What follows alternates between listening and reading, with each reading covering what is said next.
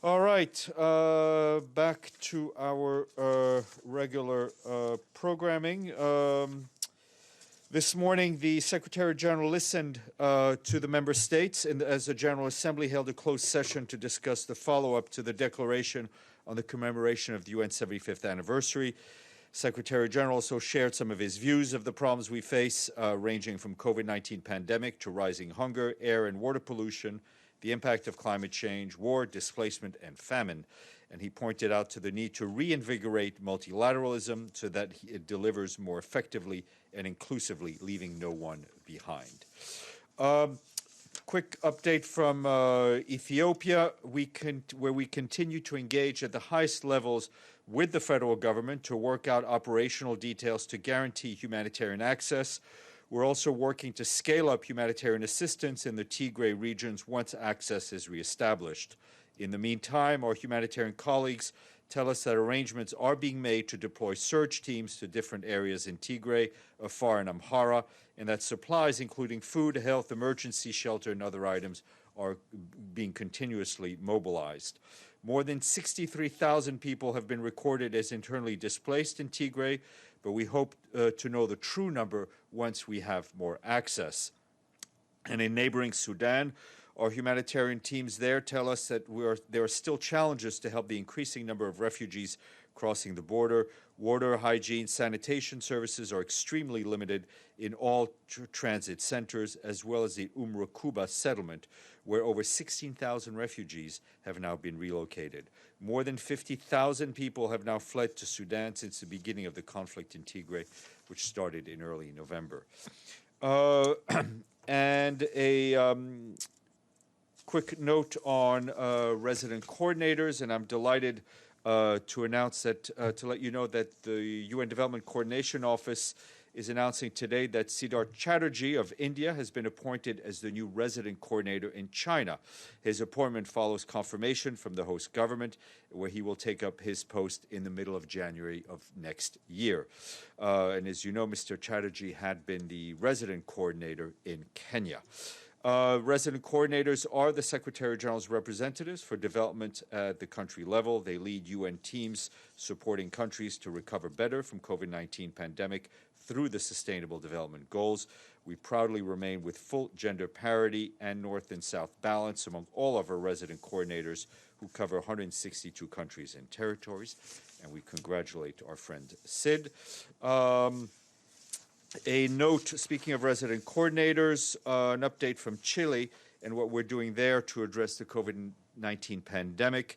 As the Chilean Congress is discussing an immigration bill, the UN team, led by the resident coordinator, Sylvia Rux, is carrying out advocacy to ensure that the rights of migrants are respected. UN agencies have delivered life-saving supplies to migrants and refugees by countries, the country's northern border.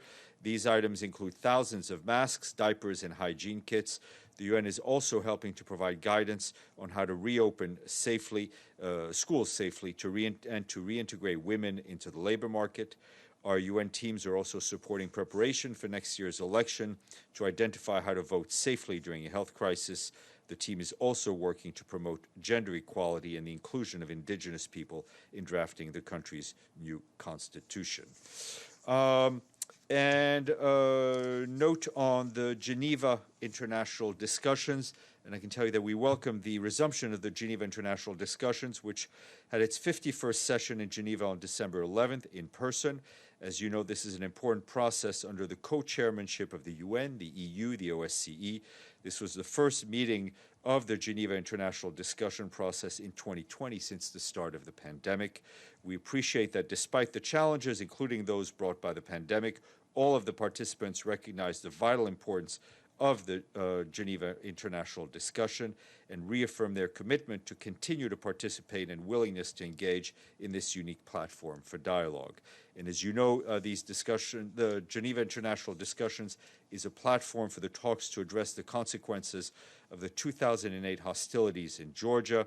The GID was launched in Geneva in October of 2008, and the process is co-chaired by the UN, the OSCE, and the European Union.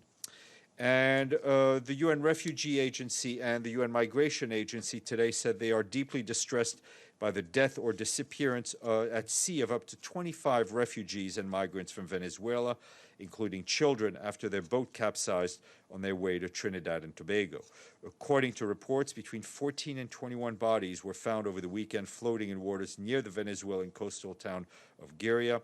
Search and rescue efforts continue as there may still be others still missing at sea. The agencies are in contact with the Venezuelan authorities and are on standby to support as necessary. For its part, the UN Human Rights Office in Venezuela, UN Human Rights Office urged the Venezuelan and Trinidad Tobago authorities to coordinate to protect the lives and safety of migrants and refugees, including by operating effective search and rescue at sea, by promptly investigating this incident. Today, the Palestinian Prime Minister Mohammed Shtayyeh and the acting UN humanitarian coordinator for the occupied Palestinian territory, Lucia Elmi, launched together a $417 million humanitarian response plan to help 1.8 million vulnerable people over the coming year. The latest humanitarian assessments found that 2.45 million Palestinians, 47% of the population, need aid. This past year has seen the unique realities of the COVID-19 crisis in its socioeconomic impact and temporary suspension of coordination between the parties. About 346,000 Palestinians who had been identified as having moderate needs are now assessed to be in severe needs. And you will see yesterday we issued a note yesterday afternoon on Niger, in which the Secretary General strongly condemned the attacks perpetrated by unidentified gunmen in the Difa region on Saturday, in which at least 27 people were reportedly killed and some 800 houses burnt. He expressed his deepest condolences to the bereaved families and the people of government of Niger, and wishes a swift recovery to those injured. The Secretary General regrets that this barbaric act disrupted the peaceful holding of municipal and regional elections in the Difa region, and he reiterates his commitment of the UN to support national efforts to consolidate democratic governance, promote social cohesion, and achieve sustainable development. And the 2020 edition of the UN Development Programme's Human Development Report focuses on the actions that are needed if we are to live in balance with the planet in a fairer world. It shows that we are at an unprecedented moment in history in which human activity has become a dominant force shaping the planet, from the climate crisis and biodiversity collapse to ocean acidification. UNDP says that the COVID-19 which almost certainly sprang from humans from animals, offers a glimpse of our future in which the strain of our planet mirrors the strain facing societies. This year's report discusses three key mechanisms for change: social norms and values, incentives and regulations, and a nature-based human development. And UNDP has adjusted its Human Development Index, by which nations are ranked according to their contributions to human development, to account for planetary pressures. Take a look at the report. It's very interesting. Also, I wanted to say that we have noted the latest report by the Committee to Protect Journalists, which looks back at the arrests of and harassment of journalists over the last year. And I can tell you that the Secretary General is appalled by the findings and reiterates the fact that journalists, especially in this year of pandemic, need to be able to do their job freely, free of harassment and arrests. And he will continue to advocate on their behalf. And I'll have a more formal note for you by email. And tomorrow morning, 10:30, there will be a virtual press briefing by the President of the UN Economic and Social Council, Munir Akram. That's at 10:30 through WebEx. He will brief on the topic, responding to COVID-19, what will it take to recover better? The briefing is being organized by the UN Department of Economic and Social Affairs. I will now take your questions. Bear with me.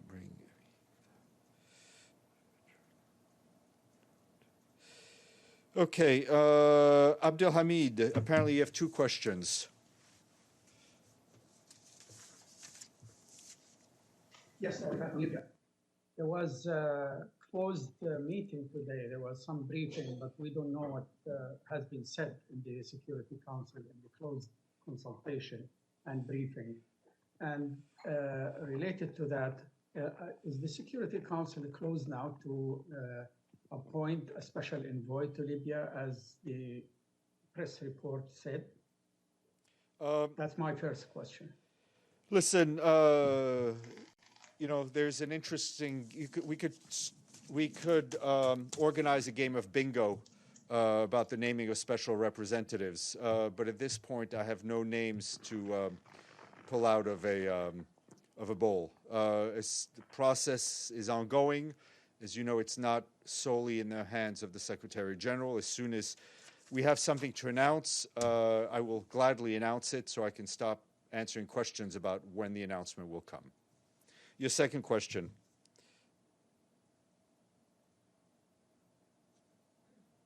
Did you have a second question? Otherwise, I'll go to Maggie. The second question is about a Palestinian child.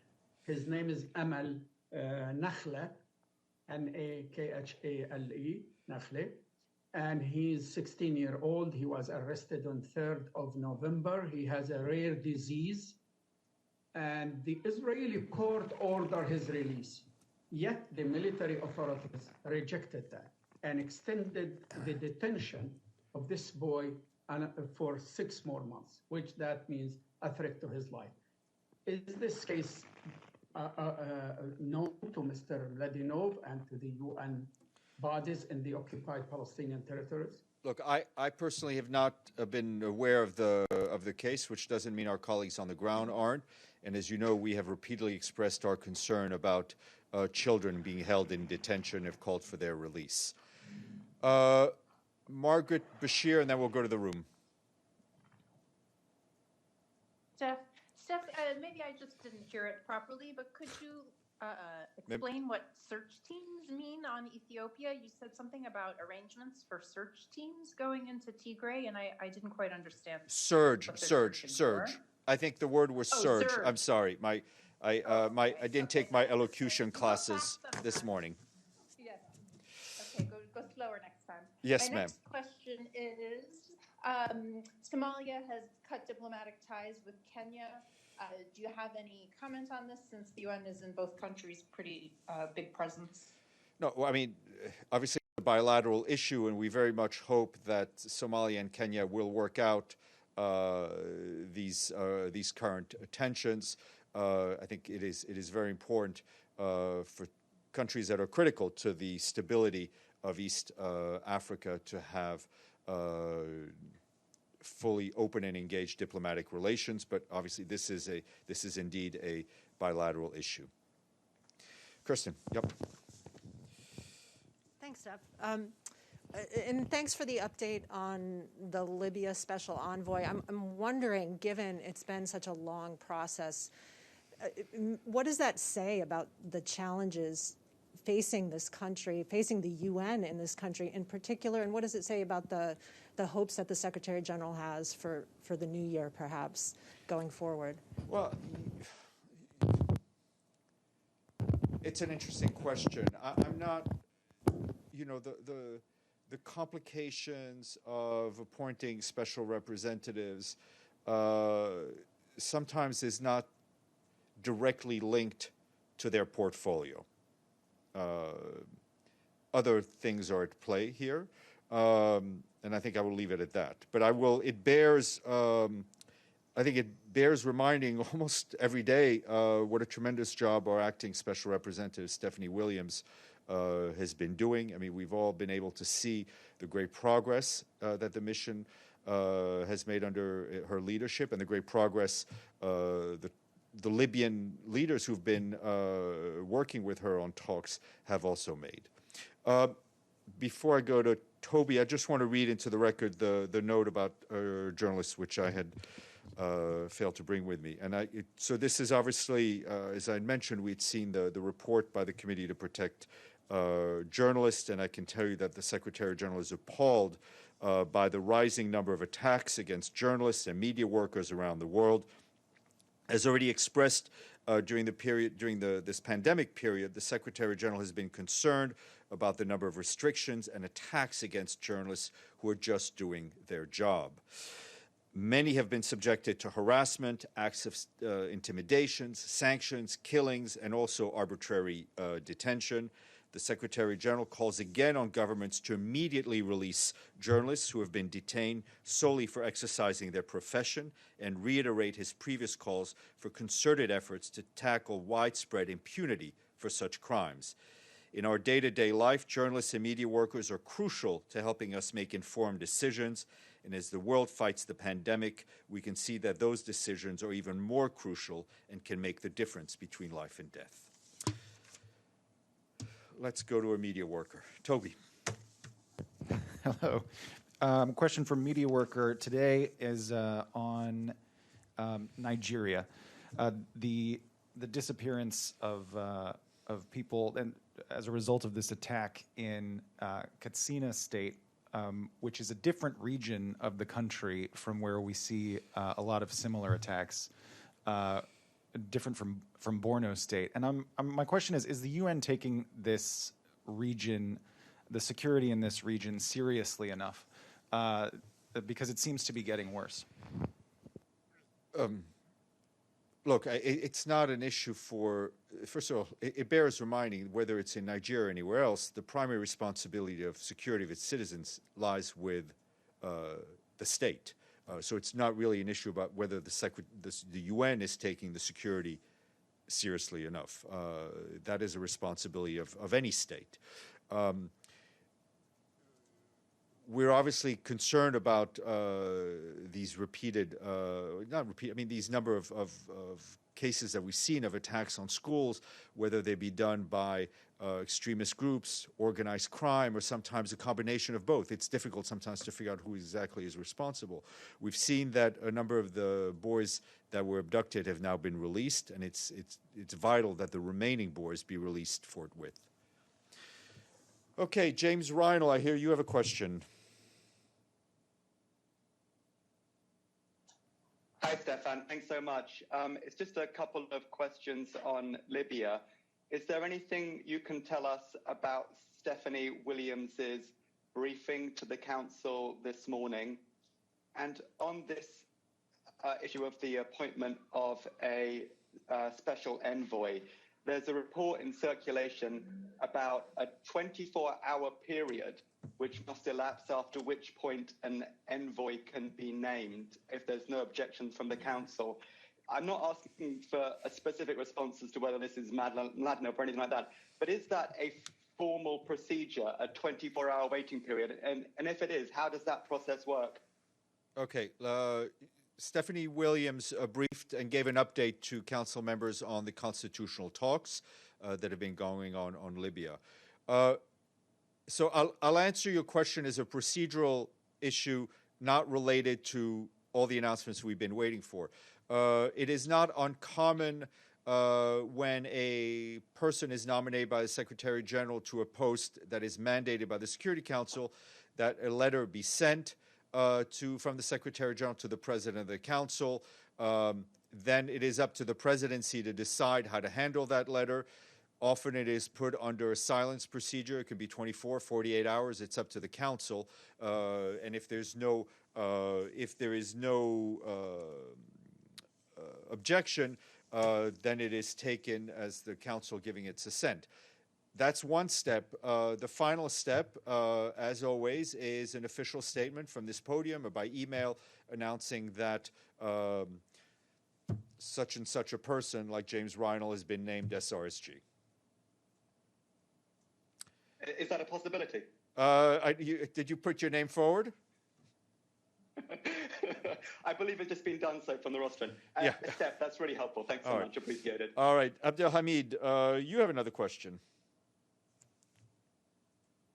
In fact, one question and two follow-up. The question is about, as the year comes to an end, can you update us how many UN staff has been affected with COVID-19 and how many passed away? So we need to just update our information. Okay. And your other question? And the second question, a follow-up to my question yesterday about inheriting the crimes against humanity from one regime to the other. And you answered me, or you asked a lawyer. But I want to go back to you and ask you to ask the legal department if you can give me a concrete answer from you and point of view. Does the crimes committed during Pinochet or Omar al-Bashir or Ali Abdullah Saleh or Gaddafi can be inherited to the following regime, to the subsequent regime, and be tried or be responsible for them? All right, I will ask. And if I get charged a lot of money for asking a lawyer, I will pass that on to you. I wish that would. Okay. Yeah, I would. Just to give you... And the question about COVID-19? Yeah, so in the Secretariat, well, in New York, okay, in New York, we've had 169 cases. It is vital, and I will repeat it again, that as to date, we've had no cases of workplace transmission, which is consistent with the very careful measures we've put in place in terms of managing risk on how to continue to operate the headquarter building while mitigating as much risk as possible from the UN. Okay. And how many people passed away? I don't have that. I don't have that number for you right now. Yeah. Steph, it's Margaret. Sorry to just It's okay. there. It's okay. When you say 169 cases in New York, does that include the ones from the missions? Because how do you know those weren't a case in a sense of workplace transmission if they were in the UN headquarters building, i.e. the General Assembly Hall Okay, or something, gave it to each other? We've had, when I mean workplace transmission, I mean workplace in the UN Secretariat. Okay? So there's been in the UN buildings. I can't speak to what goes on in the permanent missions. All right. Brendan has been very patient today, so I will ask you to stick around for Brendan.